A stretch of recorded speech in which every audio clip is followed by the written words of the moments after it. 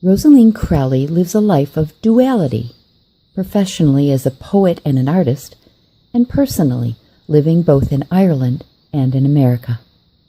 Yet at the end of the day, the guiding forces in Rosaleen's life are family and home. Are you a writer or are you a painter? I'm going to say I'm both, because when that feeling comes, whichever way the outlet comes, that's what I do. So I might be 6 months without painting, but that doesn't mean I'm not an artist. It's just bubbling in there, it's waiting. So you're not tied to every time I do a painting I must do a poem. No. It doesn't and work I never that was way. tied to it. It's just that's the way it happened. Right. Initially, the poems came, but now the words just come by themselves. But it doesn't mean that painting, the art doesn't come. I can be moved by just a field of hay in the light. I might be moved by the texture of the hay. I might be moved by the shapes. I might be moved by the color. It's just whatever moves me. If you could only do one for whatever reason, which one would you choose? I think words come to me fast and furious, and again, because the painting takes that set of materials, so the writing is definitely something that is calling me these days. 2016 is the 100-year commemoration of the Easter Rising in Ireland, which was your struggle for independence from England at the time. Throughout the nation, it seems like there have been commemorations of this uprising, and one of the things in Cork was they were encouraging people to write things and submit them for a public reading, and you were one of 4 people, artists, poets, writers, chosen to perform at this commemoration in Cork last night.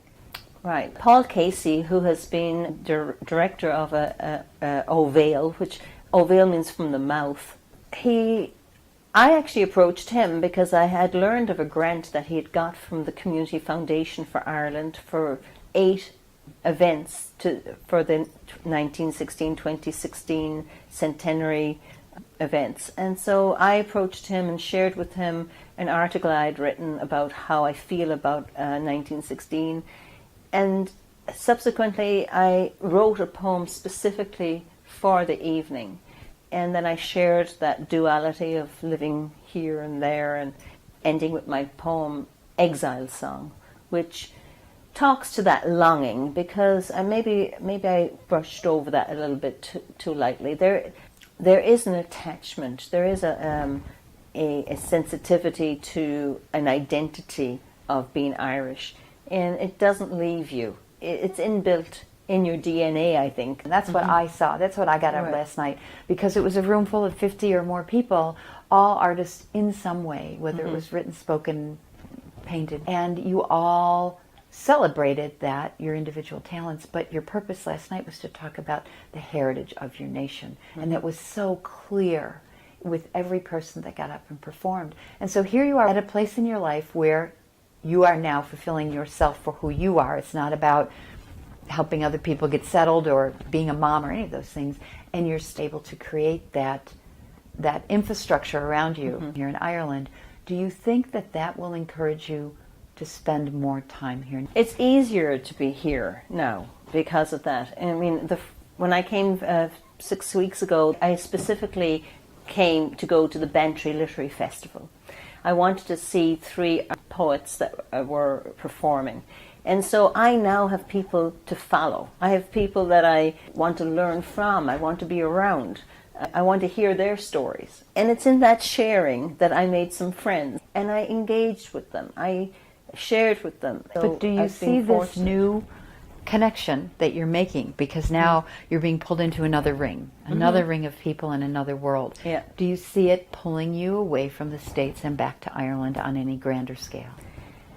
I think I'm quite clear that I am going to be in the 2 places. And yes, I do think that it will make me spend more time here. I really appreciate these new people in my life, and they certainly make my life fuller. But I have also very special relationships with people in the States, and I know that, and I'm not going to forget that. So I got to go back, and I've got to re-engage, and I will be doing that next week. Is it hard to leave here right now after the success you've had and your reading in Cork and all the wonderful things that have happened in the 6 weeks you've been here? Or are you ready to go back? I'm a little ready because my family's back there. So I'm also ready because my book has been reprinted in the States, so I really need to be there. And then about 3 to 4 months in, my body will actually have a little kind of I won't say a shake, but a sensation of it's time to go back. What do you think that is? I have a feeling of a need to be back in Ireland. Give me one word to describe life in America and one word to describe life in Ireland. For me, it's family is the same answer. Family is really the ultimate for me. And yet everything that's pushing and driving and creative in you is about your own passion, not about your family. Oh, it's all part and parcel. I'm conscious I need to be an independent person, but I'm only independent within the context of being family first. And would you share the final poem you shared at last night's commemoration of the Easter Rising? Sure. This is a poem called Exile Song. At some point, I must have really been longing for Ireland because it speaks to the years passing and the eventual passing of time, which leads to a passing of from this earth. It's been a while since e'er I saw you. It's been a while since I was home. But don't you fear because I love you. When I lay my head down, I know I'll be home again someday. It's been all of 7 years. It's taken all my innocent ways. But I can still see your colors. When I lay my head down, I know I'll be home again someday. It's been all of 17 years. It's taken all my blonde hair. But I can still hear your music. When I lay my head down, I know I'll be home again someday.